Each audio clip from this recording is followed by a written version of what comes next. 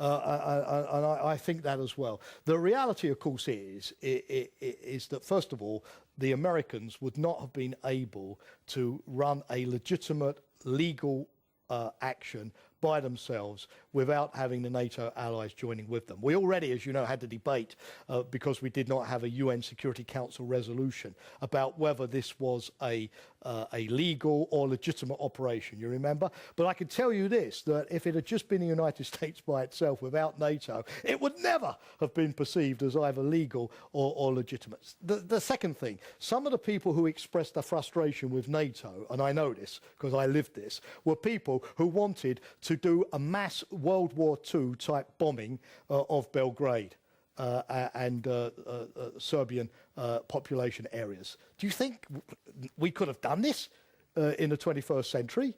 You know, maybe it was done in World War II, but in the 21st century, bomb population targets, use air power without any constraints, go away from purely military targets.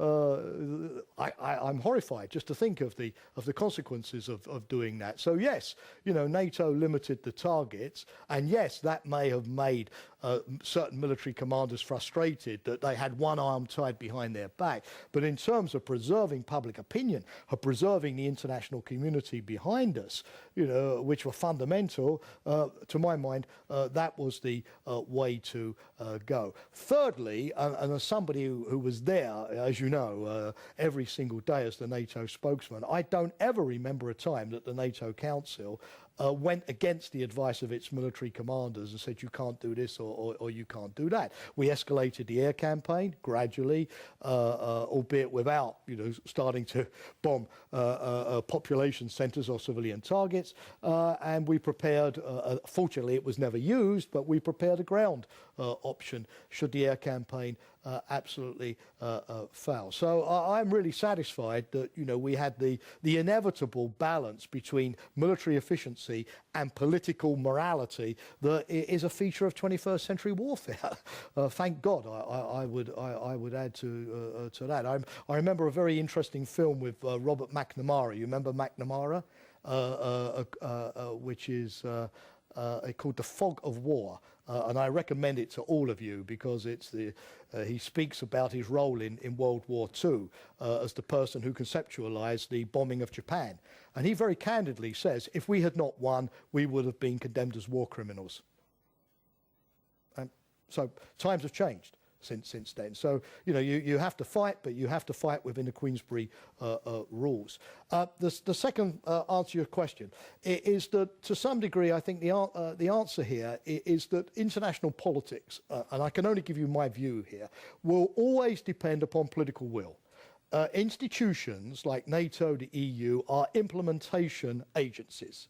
But somebody has to put the spark, you know, the petrol in the tank that gets them going. I mean, you know, we could sort of joke about some of the great moments in history, but, you know, Margaret Thatcher, in her memoirs, was absolutely convinced that had she not providentially been at Aspen, Colorado, with George H.W. Bush in 1990, when Saddam Hussein invaded Kuwait, you remember? And not said to Bush, "This is no time to go wobbly, George." You know, the Americans would not have responded in the way they did. Well, okay, you know, political memoirs are, you know, how everything was terrible before I came on the scene and solved all the problems. But you know, I think there is some truth that, you know, any crisis needs somebody to take the lead politically. Organisations don't by themselves produce consensus or political will. And it's a complete mistake to expect them to do so. You know, we expect too much of NATO and the EU as if by themselves they're going to provide political will. So countries have to do that. And often it means that somebody has to lead, persuade others, rally the international community to action, make the public case. So in my country, as you know, Tony Blair really believed that he played that role on Kosovo, that he persuaded the Americans. You know, the Clinton administration was reluctant. You said yourself, you know, many people in the Pentagon were rather reluctant. Well, you know, what do we want to do this for? You know, we trained to fight big wars, not little wars. You know, remember Madeleine Albright getting very furious with the Pentagon. What's the point of spending $500 billion every year on an army and you tell me I can't use it in Kosovo? Remember?